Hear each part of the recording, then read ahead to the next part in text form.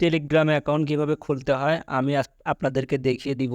প্রথমে চলে যাবেন গুগল প্লে স্টোরে। গুগল প্লে স্টোরে চলে যাওয়ার পর উপরে সার্চ বার পাবেন। সার্চ বারে লিখে দিতে হবে টেলিগ্রাম।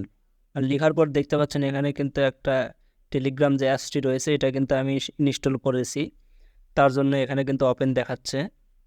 তো ওপেনে ক্লিক করে দিব।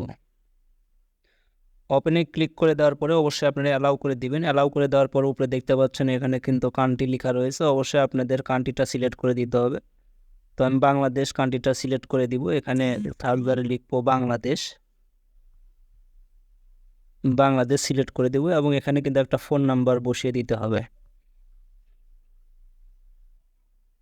ফোন নাম্বার বসানোর আগে অবশ্যই জিরো কিন্তু এখানে রয়েছে, অবশ্যই জিরো বাদ দিয়ে বসাতে হবে কিন্তু।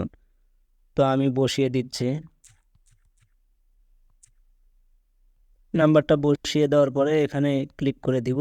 ক্লিক করে দেওয়ার পর অবশ্যই ইয়েসে ক্লিক করবো। এখানে দেখতে পাচ্ছেন ইয়েস লেখা রয়েছে, ইয়েসে ক্লিক করে দিব।